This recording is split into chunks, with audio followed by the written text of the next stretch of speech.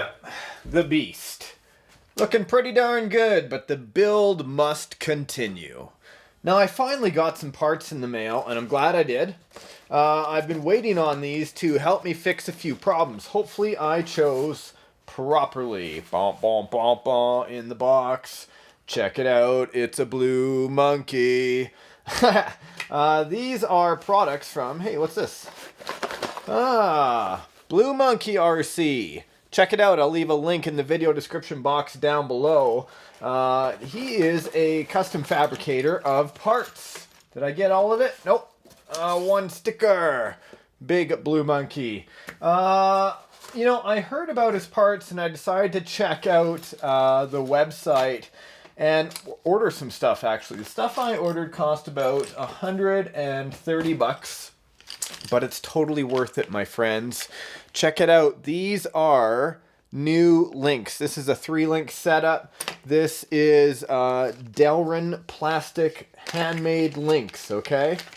Super slippery. Now let it focus on that. Does it? Does it? There we go. These links will slide across rocks like nothing else. They're a plastic. Here, I'll show you. I'll just clank 2 of them together here.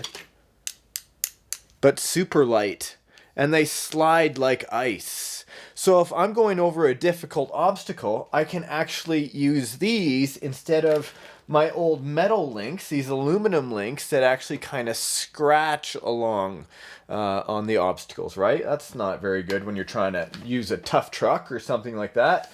Plus, the steering that I have, you'll see I haven't set up the steering. Drop a link on the floor. I'll get that in a moment. The steering is the waterproof Savox servo that I have. I put in there, okay? Really high torque, over 200 ounces. But I have the, you can't see it, the high clearance steering. Now, because the links that I have on here are a little bit too long, same in the background. The links in the back of the truck are too long, and I'm talking about these ones. What I want you to look at is the extreme angle of that drive shaft. See, it's kind of on an elbow there. Sorry, I know it's a bad angle. There you go.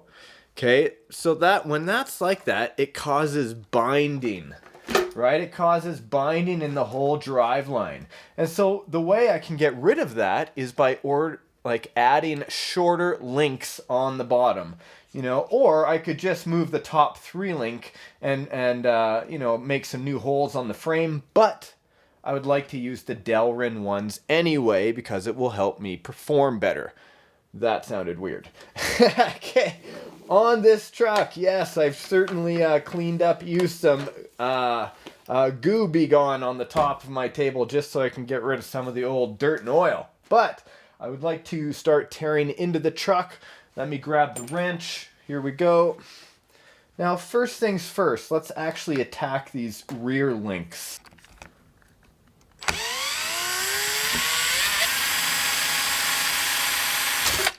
There we go. Same idea.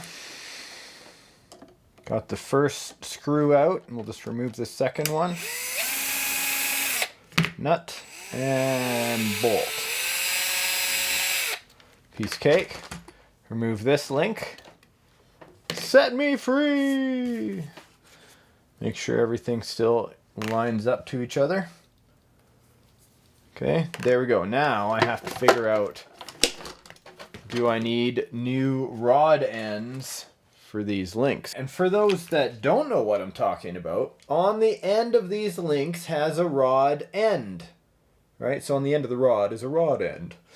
When I take it off of one side, see this one I removed it from, I'm left with this little fella, an eyelet. Now, the holes that are on these screws are actually much larger.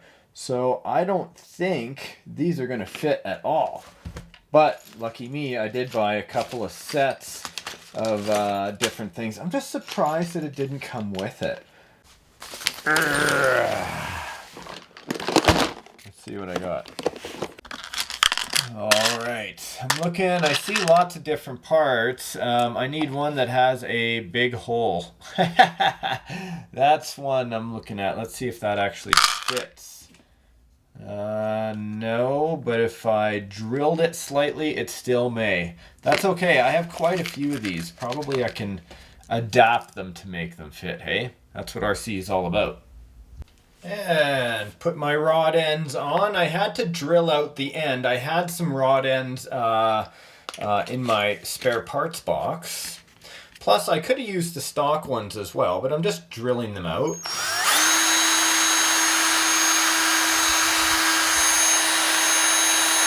You know, just rounding it out so I can start threading it. There we are.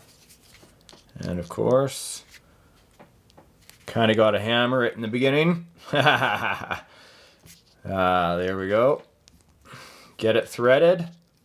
Now, you could thread it yourself, or if you have a screwdriver or something nearby, just stick it through the eyelet and give it a twist. Make sure there's not too much torque on the eyelet or else you're going to stretch it out. Hopefully not too badly. It looks like I could almost use a spacer in here. Well, I definitely need an eyelet in there. Sorry, I didn't take them out yet. Handy teeth on camera. If my mom saw me, she'd kill me. There we go. There we go. And in. Perfect. No spacer needed. There. Come on. Oh, I grabbed the wrong screw. Of course. Of course. Where's the right one? Well, this one, obviously. Yeah, not bad. I'll back it off a tad. There we go. I don't want to flex the two mounts here and here. Okay, so far, let's see here. Probably going to have to change the link of that 3 position as well. That's okay. That's looking better. Magic of TV. I love the stop and go process. Look at that. So now what I'm really focused on, and I'm going to try to angle it so you can see it, is the drive shaft angle. It is no longer a 90-degree bend at full extension. Check that out. You can barely see it, which means all the power being transferred to the back axle is totally going to be okay. Even when we suspend it, now it's even straighter, right? So less of an angle, more power. So let that bend just like that. I could put in the 3-link right here that we have, totally right here and at the front. I think I'm going to do that. Why not make it a matching set? Hey, I'll go all the way around. Sorry folks, I know my hands are in the way again, but that's the best I can do. Tightening it up. We have a new link.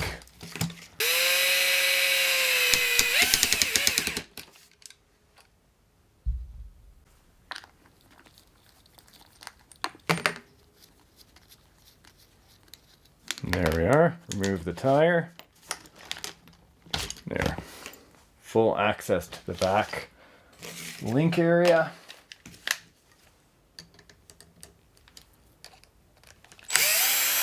Just remove it far enough to remove the actual link itself.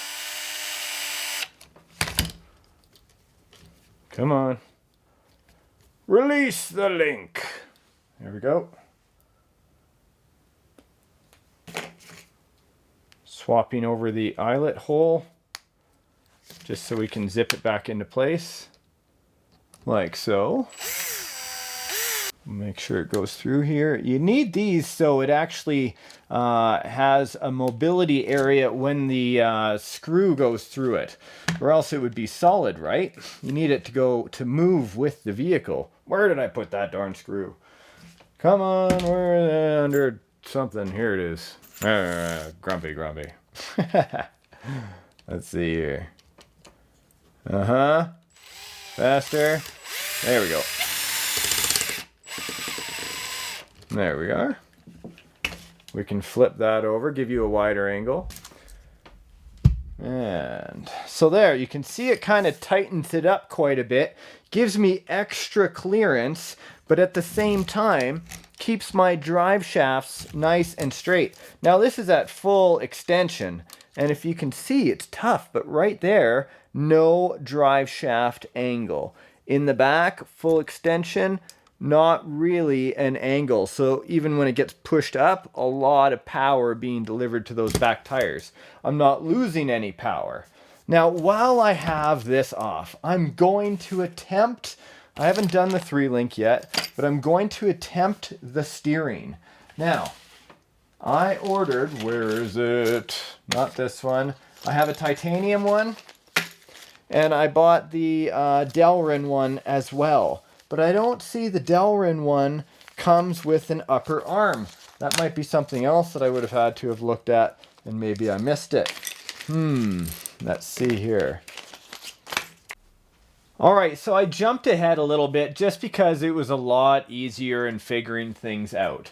I was going to use the white Delrin rod, the steering rod that came with it, but I must not have ordered the throw arm for the servo. That's the arm right here that I'm talking about. But I was smart enough to order 2 because I wanted to check out both the titanium and the Delrin, because I've had titanium from Vanquish, but I wanted to try out the strength from Blue Monkey. And check this out. I got everything installed, including off camera I went ahead and installed the top 3-link there. That's for the front. Now, I do have a 4-link setup. But I want to see, because of the drive shaft angles, everything is looking really good right now. The flex that we can occur, you know, there's quite a bit of suspension lift. People are asking me, they say, Medic, when you push your car to the side, we noticed it doesn't come back. But that's because everything's in droop setup right now. If it was actually moving and maneuvering, it would certainly be crawling back and forth. Plus, I haven't tuned in these brand new shocks. I don't have the right bleeders in them yet. Plus, I don't have any oil in them whatsoever. Today's video, though, all about the underside links. Don't they look nice and pretty? I think they do. Unique for a monster truck out on the trail. This is an RC 4-wheel drive Bulldog winch. I will be going over that in future episodes of the build on this truck. But the titanium links, they actually look pretty darn good. And you want to see the throw? You want to see how far the steering is? Check this out. Well, it might not look too much to you guys there, but for us, it's huge. Looks like I want to clock up the... Okay, stop. I'm about to get even nerdier than I already am, and I know it. I just want to talk about something, though. So I have the axial high clearance steering links. A few moments ago, you would have seen these up here. What I'm talking about is these horns right here. Come off of the actual C-hub. Now, what I've done is I removed everything. I flipped everything upside down and I replaced the tires. So these high clearance links are on the bottom. I know that may sound stupid because it's high clearance. But one of the issues I was having, I found, is that I wasn't getting enough throw out of my axial... What is this? What tooth is this? Axial 6061 T6 25 tooth aluminum steering knuckle. I needed more and I wasn't getting it. And it was because these high steering links were too high. So I flipped it upside down and I figured I'd stop the camera. I'd show you what I was going to do here. Okay, so I'm screwing from down below so we don't have a sharp screw pointing down. I'm going to just put on this link. Now, I probably need to... Hold on a second. I'm using the wrong screw. It needs to be longer here because this is the one that the steering servo throw arm is going to be on. I know. Nerdy. But I have to think outside of the box to make this work right now. There we go. Good. I'm just doing it up to that point. Good. Do a little more here. Okay, you can see the screw is getting longer on the other side. Here comes the steering horn right up top. And then I'm going to need a lock washer. So I'm just going to start that up there. Sorry, my fingers are in the way. I know. There's the lock washer. Now, if I do this right, get these pliers so you can see as much as I can see. Just going to tighten this up. There. I've got it on a low torque setting so nothing gets over cracked. Beautiful, beautiful. It's working so far. Watch, it's going to have some sort of booby trap of why I can't do this here right away. Turn this around like this. Sorry, just trying to get the steering horn on loosely to the servo. There, just so we can have it sit there for a second. Now, same. I got to do this with the bottom. I'm going to need another lock nut, which I have. Let's start the process.